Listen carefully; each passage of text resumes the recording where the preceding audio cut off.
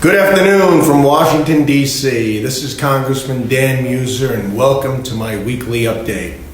A little over 100 days ago, I attended President Biden's inauguration at the United States Capitol. That day, President Biden pledged that his administration would govern with unity and bipartisanship. In the time since, the Biden administration and the Democrat leadership have done the opposite. They've chosen a partisan, go-it-alone approach on everything, from a so-called rescue plan, which received not one Republican vote and had very little to do with rescue or recovery. We did that in the previous year. To the crisis at our southern border, to their recent multi-trillion-dollar transportation infrastructure proposal, which has very little to do with transportation infrastructure. Since their first day in office, the Biden administration has issued dozens of job-killing executive orders, more than any other administration since FDR's, that have increased government overreach and regulation at the expense of American workers. Among these orders was the halting of construction on the Keystone XL pipeline, a decision that directly cut thousands of good-paying jobs and rattled the energy prices.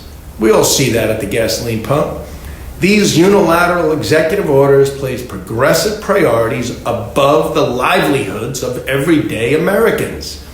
No less destructive were the Biden administration's decision to repeal the effective immigration policies of the Trump administration, leading to a catastrophe at our Mexican border. I visited the border last month, very unlike our vice president or president, and witnessed the humanitarian crisis caused by the Biden administration policy changes.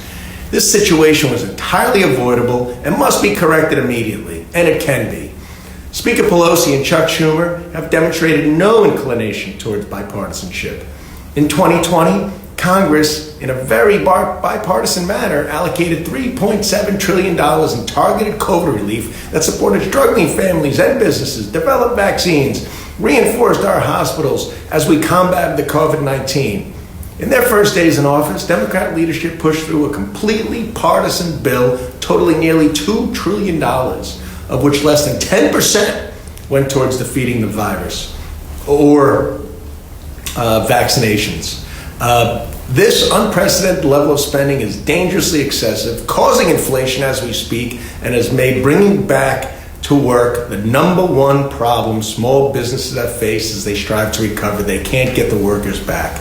If a $2 trillion new spending bill is not enough to add to our astronomical deficit, the Biden administration is now pushing an additional $4 trillion in liberal wish list spending disguised as human infrastructure. Far less than 10% of this human infrastructure plan goes towards rebuilding our roads, bridges, highways, broadband, ports, airports, and waterways. Instead, over 90% of this bill, including $600 billion for the expansion of Medicaid and Obamacare subsidies, $175 billion for electric vehicles and charging ports, and over $500 billion to implement Green New Deal mandates, including a new 10,000-member civilian climate corps. The Biden administration plans to pay for these extreme left proposals with your money by raising your taxes on millions of American families and businesses, large and small. Everyone will be affected by these tax increases, despite what the administration says. Watch what they do, not what they say. By raising the corporate tax rate, goods made in America will be far less competitive with those manufactured in other parts of the country. That's just the facts. Washington Democrats like to talk about making more products in the U.S., but these policies will push manufacturing overseas. That's the reality. Additionally, raising taxes on pass-through small businesses is a business killer and a job killer. The left loves having the golden eggs, but their policies will certainly kill the golden goose, which is the private sector. At a time when our nation economy are in recovery, the idea of significant tax increases to pay for these left-wing proposals is an upside-down policy agenda that will certainly not repatriate businesses, but only export American jobs. We must unite to revitalize our communities, expand broadband, modernize our roads, bridges, highways, airports. For all of that and other gateways to growth and innovation, not exploit this opportunity to deconstruct America and pass a $4 trillion one-party wish list that will raise taxes, impose unrealistic Green New Deal mandates, and add trillions to our national debt. I will do my best to work with my colleagues on both sides of the aisle, bipartisan basis, to implement policies that will accelerate our recovery and create a private sector-driven economic boom that will strengthen America and benefit all Americans. I also want to recognize that this week is National Police Week.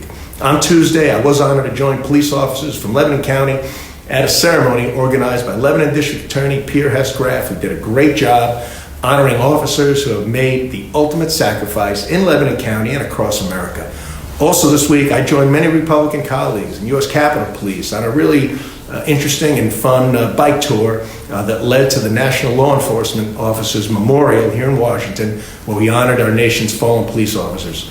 As the son of a former police officer, my dad, Detective Stanley Muser, I know the tremendous sacrifices our police officers and their loved ones make. This week and always, we owe our continued support to Back the Blue to our police officers and their families in Pennsylvania and across America, especially those who have never returned home. God bless them. Thank you for tuning in to my weekly update. Remember, to keep the faith. We will most certainly keep up the fight. Thank you, and see you soon.